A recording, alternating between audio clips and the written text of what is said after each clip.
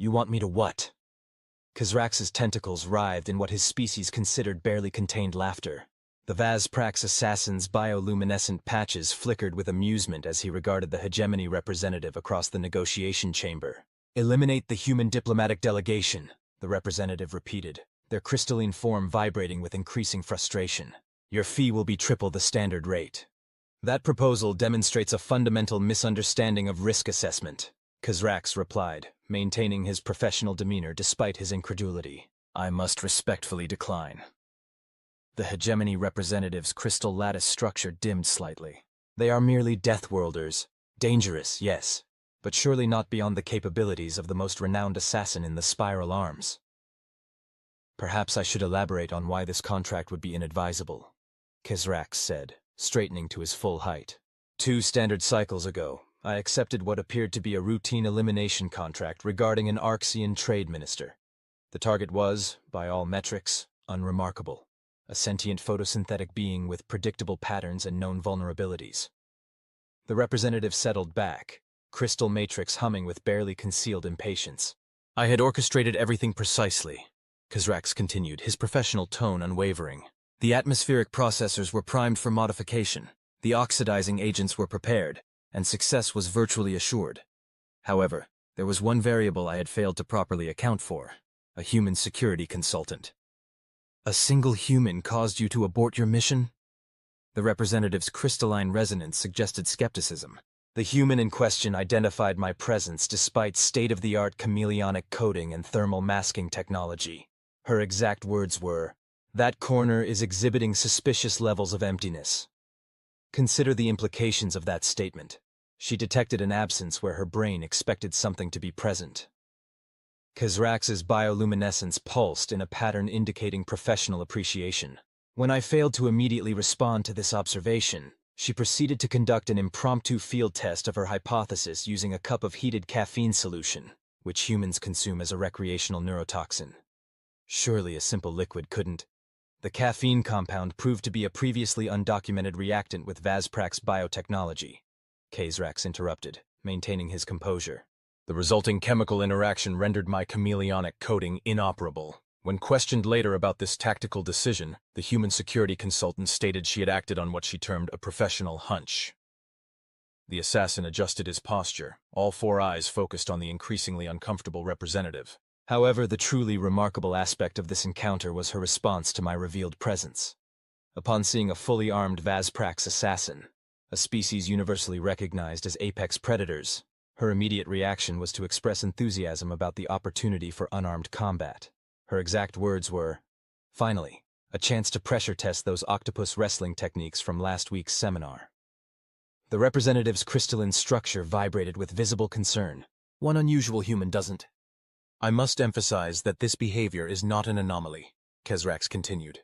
The human proceeded to invite me to share their caffeinated neurotoxin and engage in what they termed professional networking. We spent 6 hours discussing various assassination techniques, during which she provided several innovative suggestions for improving my methodologies. Kazrax's bioluminescent patches shifted to a formal pattern. Since that encounter, I have conducted extensive research into human behavior patterns. Would you like to know what I discovered about their species' response to assassination attempts?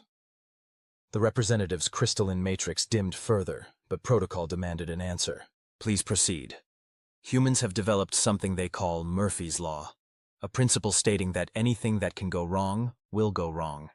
They don't view this as a pessimistic outlook, but rather as a challenge to prepare for every conceivable contingency, and some inconceivable ones, just to be thorough.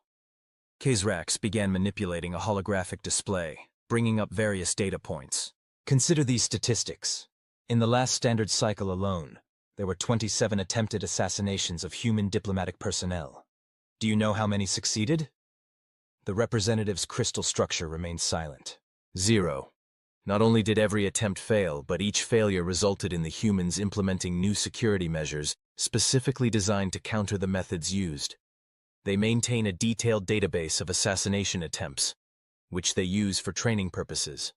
They call it lessons learned, and treat it as a valuable educational resource. Kazrax's tentacles moved in a pattern indicating professional respect.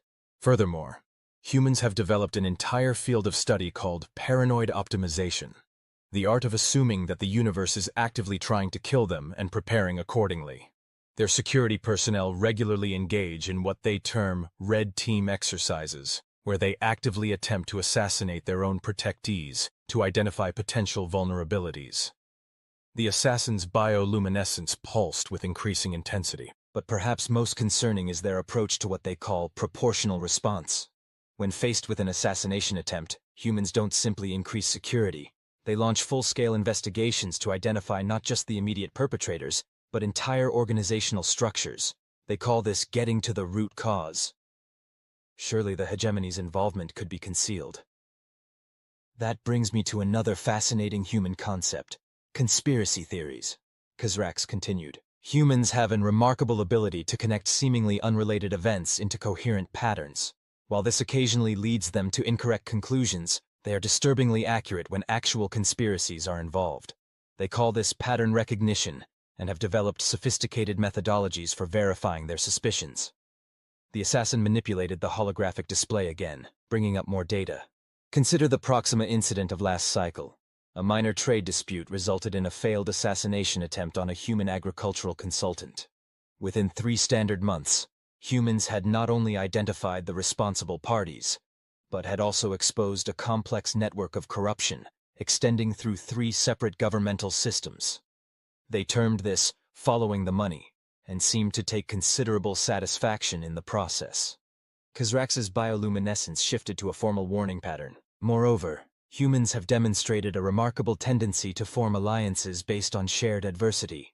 Each attempt to eliminate them has resulted in strengthened diplomatic ties with previously neutral species. They refer to this as making friends through shared enemies, and appear to view it as a perfectly reasonable diplomatic strategy. The representative's crystalline structure showed signs of stress fractures. The hegemony's resources are substantial, yes, Kazrax acknowledged. However, I would direct your attention to the humans' response to the Centauri Consortium's attempt to eliminate their ambassador last cycle. When they discovered the consortium's involvement, they didn't declare war. Instead, they implemented what they called comprehensive economic sanctions. Within 2 standard months, the consortium's economy had collapsed, and they were begging for diplomatic negotiations. The assassin's tentacles moved in a pattern indicating finality. But perhaps most pertinent to our discussion is the humans' concept of diplomatic immunity. They view any attack on their diplomatic personnel as an act of war. Not potential war, not theoretical war, but actual, immediate war. They have automated response protocols that activate the moment a credible threat is detected. Kazrax brought up one final holographic display. This is a recording from their most recent diplomatic training session. Please note their casual discussion of what they term contingency plans. The hologram showed a human instructor addressing a class. Remember, people, diplomatic immunity isn't just a privilege, it's a promise. We promise to play nice, and in return, everyone else promises not to try anything stupid. If they break that promise, we break everything else. Any questions? The recording continued with a student raising their hand. What about assassins? Excellent question, the instructor replied enthusiastically. Assassination attempts fall under our learning opportunity protocols. First, we survive the attempt. That's non-negotiable. Then we thank the assassin for highlighting our security vulnerabilities, preferably while they're in custody.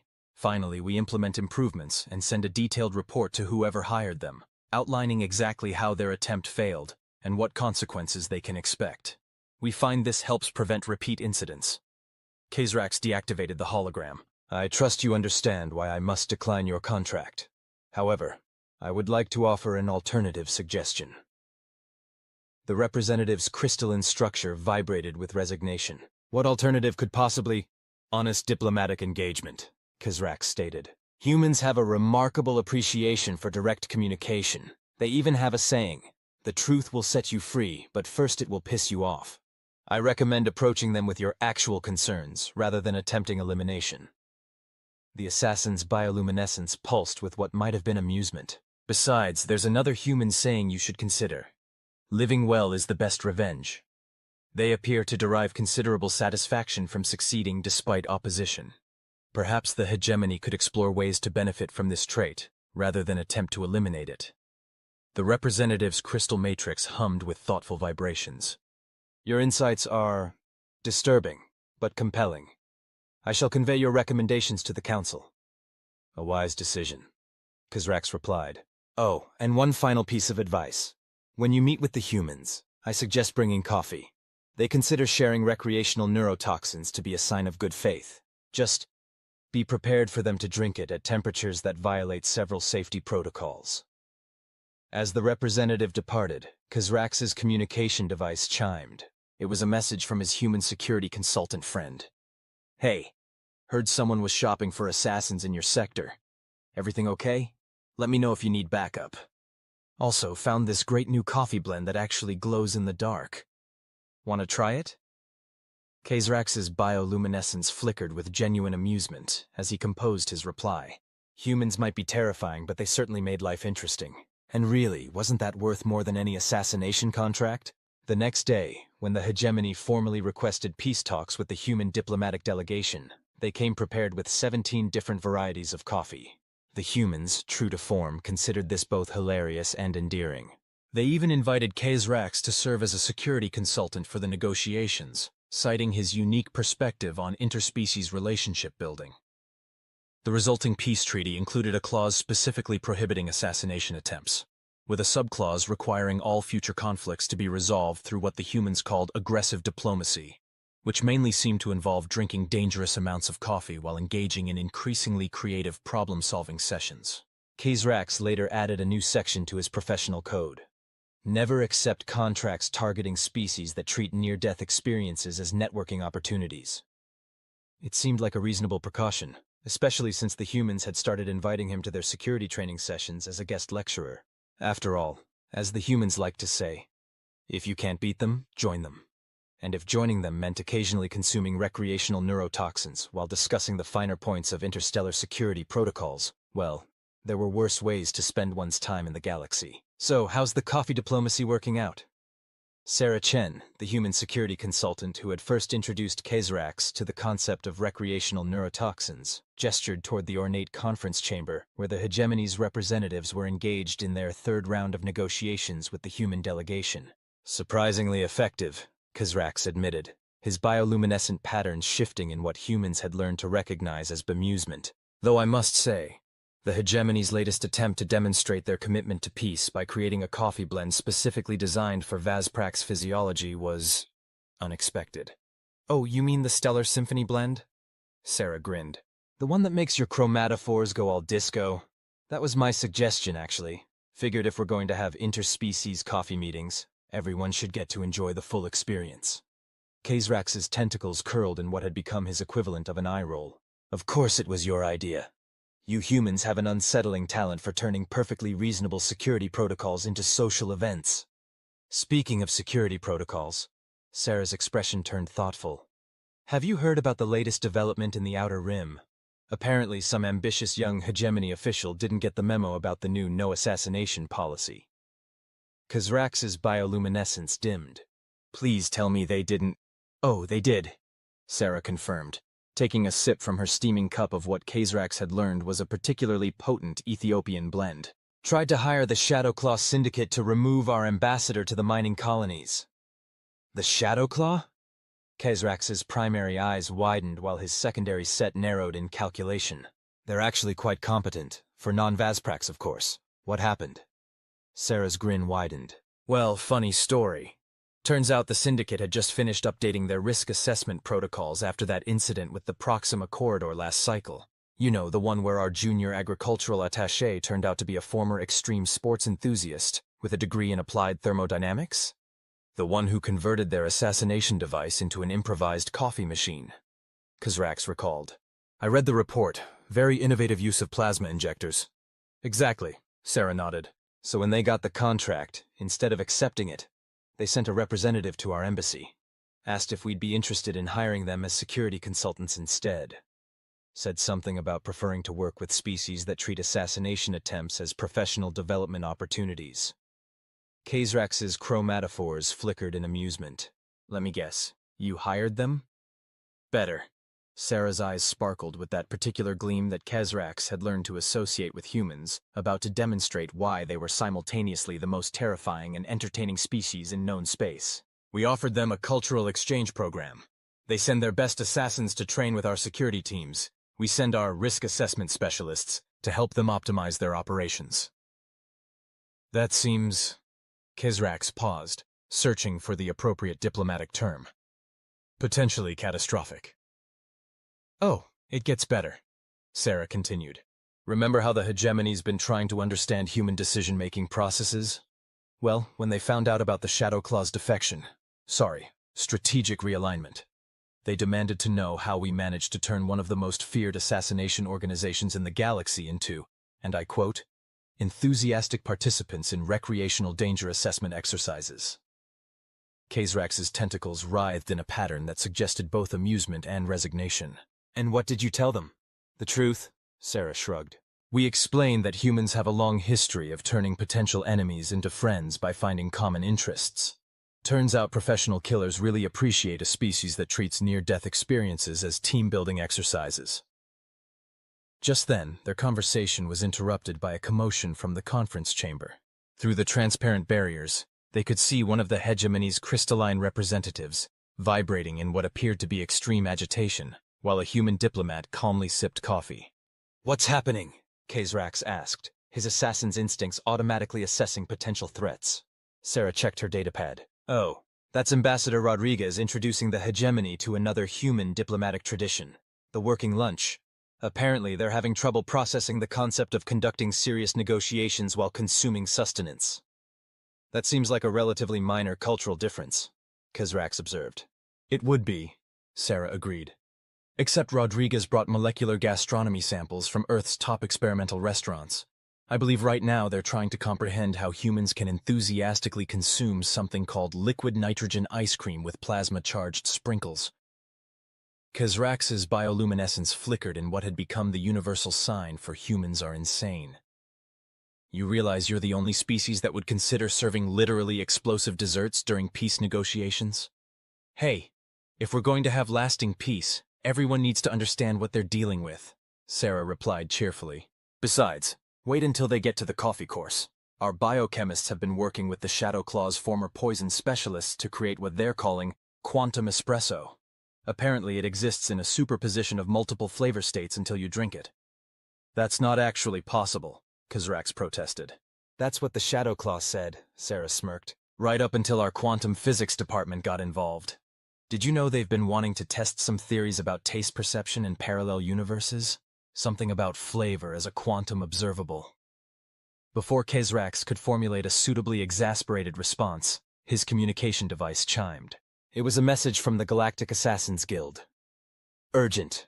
New policy amendment. All contracts involving human targets now automatically classified as suicide by client. Please update your protocols accordingly.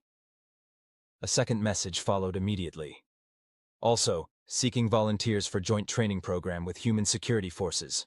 Benefits include comprehensive medical coverage and free quantum coffee. Warning.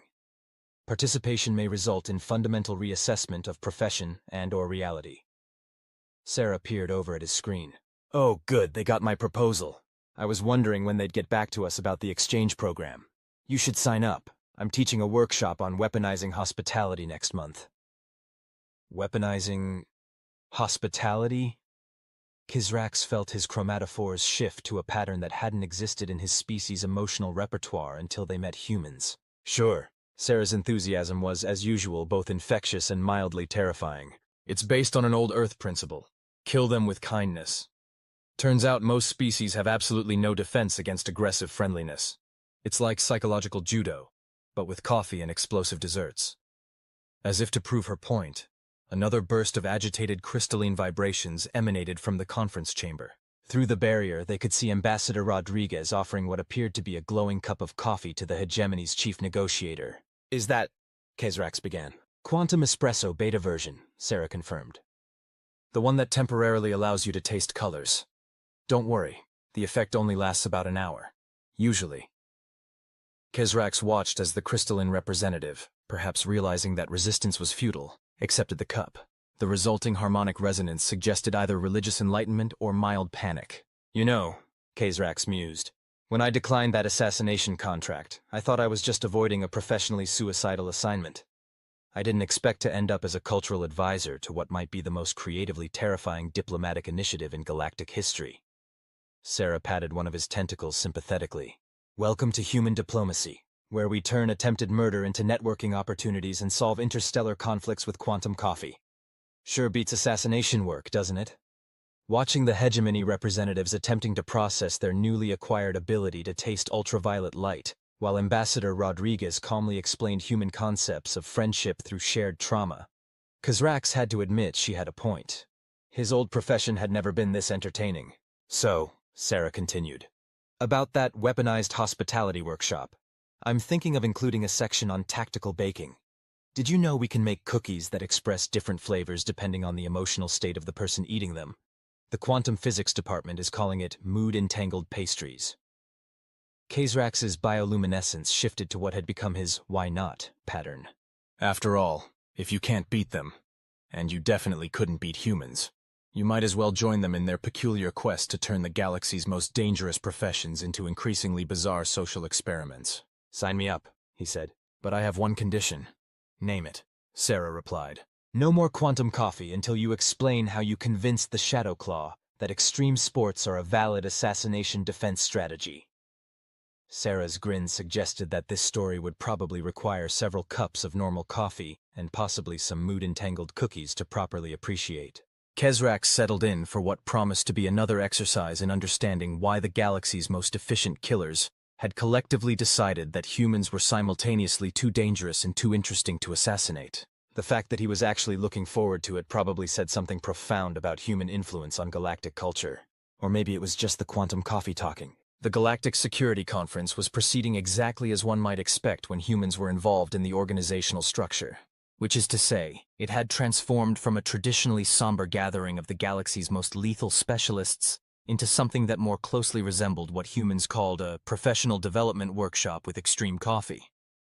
I still maintain that this entire situation defies conventional logic, First Speaker X Thal of the Shadow Claw Syndicate announced, their crystalline appendages gesturing toward the presentation screen where Sarah Chen was explaining the finer points of what she termed aggressive hospitality tactics. Conventional logic ceased to be relevant approximately 3 standard cycles ago, Kazrax responded, his bioluminescence patterns reflecting professional amusement. Specifically, at the exact moment humans entered galactic society and began treating assassination attempts as networking opportunities. The presentation screen shifted to display what appeared to be architectural blueprints. Sarah's voice carried clearly through the conference chamber. And this, colleagues, is what we call a tactical breakfast nook. Note the strategically positioned coffee dispensers and the quantum-shielded pastry storage units. Exthal's crystalline structure vibrated in what might have been confusion. Are they suggesting we abandon traditional elimination protocols in favor of refreshments? Not abandon, Kazrax corrected. Optimize. Consider the statistical outcomes. Traditional assassination attempts against humans have a 0% success rate and typically result in the target acquiring new allies. The human approach of aggressive friendship, however, has a demonstrated 98% success rate in achieving strategic objectives.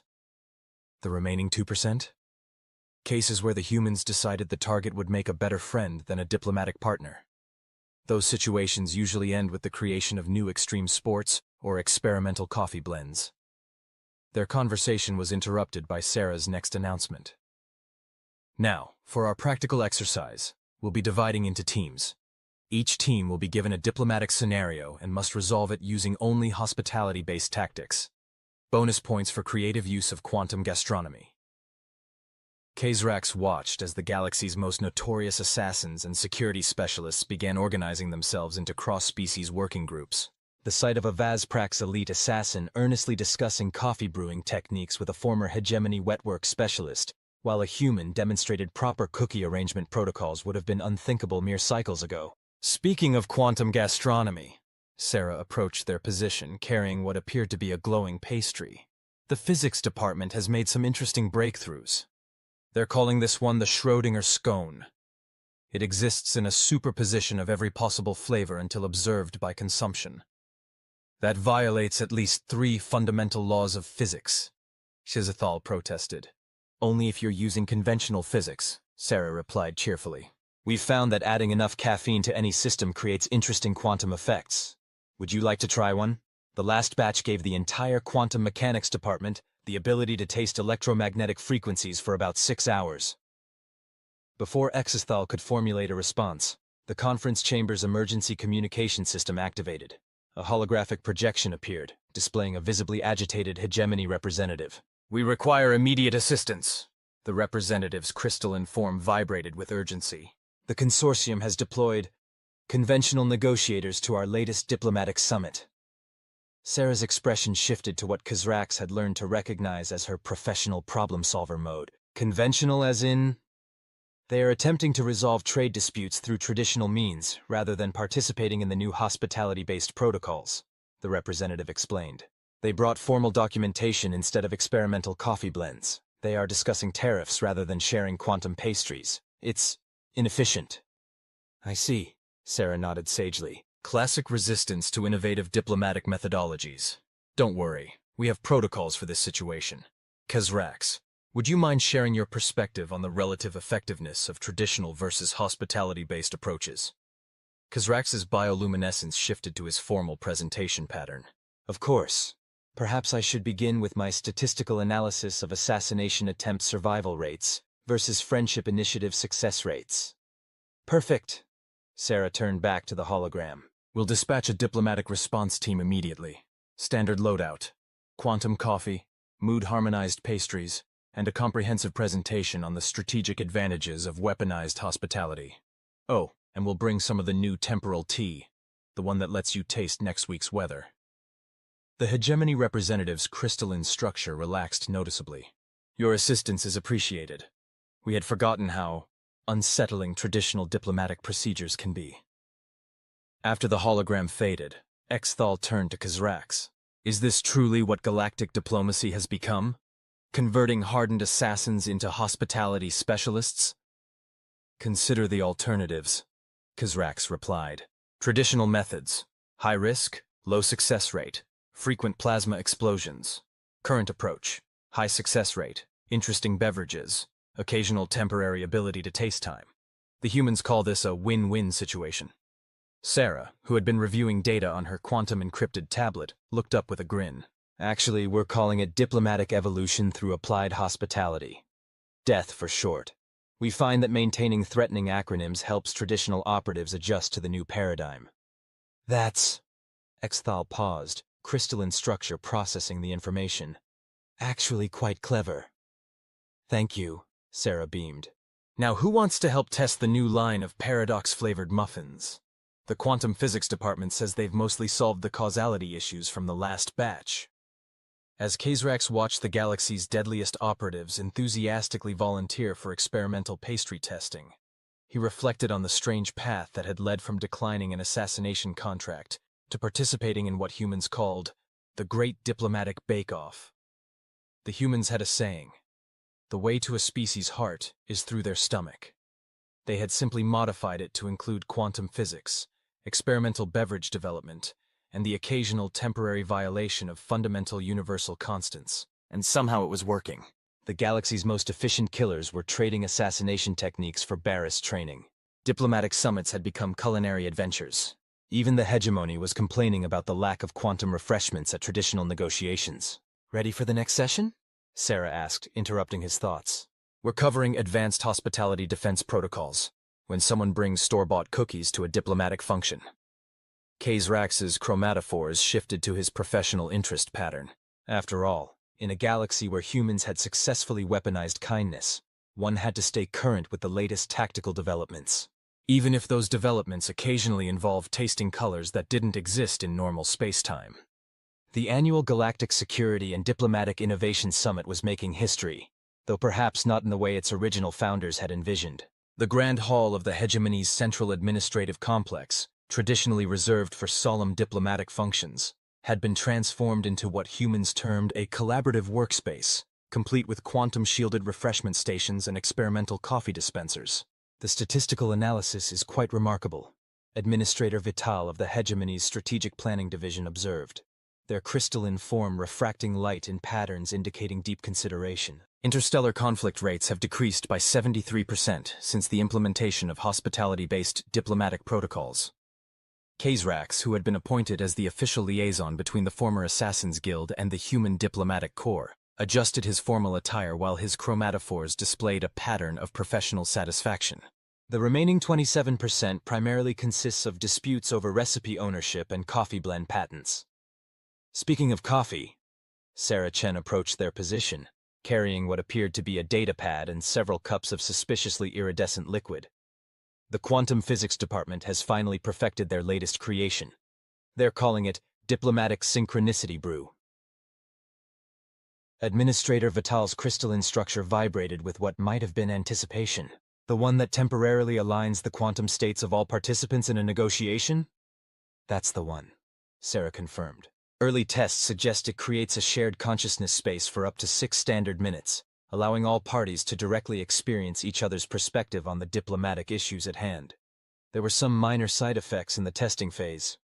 Define minor, Kazrax requested, his secondary eyes narrowing slightly. Nothing serious, Sarah assured them. Just temporary ability to perceive probability waves and occasional spontaneous understanding of previously unknown languages. The physics department says it's a feature, not a bug. Their conversation was interrupted by the arrival of first speaker Exathol, whose crystalline appendages were gesturing with uncharacteristic enthusiasm. You must see this. The Human Culinary Defense Department has achieved something extraordinary.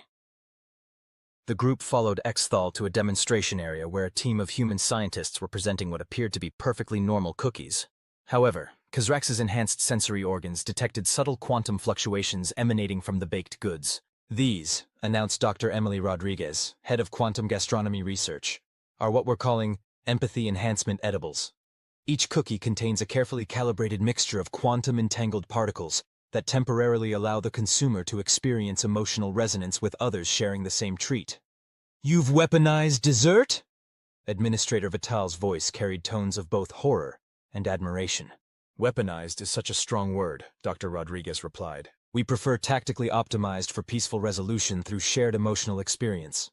Though yes, technically speaking, we've created cookies that make it impossible to maintain hostile intentions while enjoying them. Kazrax's bioluminescence flickered in what had become the universal signal for humans have done it again. Have you tested these in actual diplomatic situations? Actually, Sarah interjected. We deployed a prototype version during last week's trade dispute with the Centauri Consortium. You know, the one that everyone expected to end in traditional economic sanctions? I recall the situation. Administrator Vital nodded. The dispute was resolved with unprecedented speed, resulting in a comprehensive trade agreement and, if I'm not mistaken, a joint venture to establish the galaxy's first quantum bakery? Exactly, Sarah beamed. Turns out it's very difficult to maintain aggressive negotiating positions while sharing cookies that make you experience universal harmony. The quantum physics department is calling it gustatory diplomacy. Which brings us to our next innovation, Dr. Rodriguez continued, gesturing toward another display. We've been working on what we're calling probability pastries. Each one contains a quantum superposition of every possible diplomatic solution to a given conflict. When consumed simultaneously by all parties, it collapses the wave function into the optimal resolution. That's not how quantum mechanics works, Kazrax protested weakly, though he noted his tentacles were already reaching for one of the pastries. That's what we thought too, Dr. Rodriguez agreed cheerfully. But then we discovered that adding enough caffeine to a quantum system creates what we're calling diplomatic uncertainty principles. The act of observing a solution through shared consumption actually brings that solution into existence. Administrator Vital's crystalline structure emitted harmonics suggesting deep contemplation. Are you saying that you found a way to manipulate reality through strategically deployed refreshments? Only in a very limited, diplomatically beneficial way, Sarah assured them. Though we did have an interesting incident last week when someone brought non-quantum stabilized sugar cookies to a preliminary negotiation. Temporarily created an alternate timeline where all diplomatic functions were conducted through interpretive dance. The quantum physics department is still trying to figure that one out. Just then, the summit's communication system activated with an urgent message. Attention all delegates. The Arcturian Confederation is attempting to initiate traditional formal negotiations without proper quantum refreshment protocols. Tactical hospitality teams are requested in Conference Room 7 immediately. Sarah was already moving, her quantum-encrypted tablet displaying what appeared to be emergency cookie deployment strategies. Rax, we'll need your expertise on this one. Bring the diplomatic synchronicity brew. We may need to initiate emergency perspective sharing protocols. As they hurried toward the crisis, Kazrax reflected on how drastically the galaxy's diplomatic landscape had changed. Just a few cycles ago, he had been an elite assassin declining a seemingly simple contract. Now he was part of an emergency response team, armed with quantum coffee and reality-altering baked goods. The humans had a saying, "Life is what happens while you're busy making other plans." Though in this case, it was more like, "Galactic peace is what happens while you're busy trying to understand how humans turned quantum physics into a culinary art form." Either way, he had to admit, it was far more interesting than assassination work, even if it did occasionally involve tasting colors that existed in other dimensions. The end.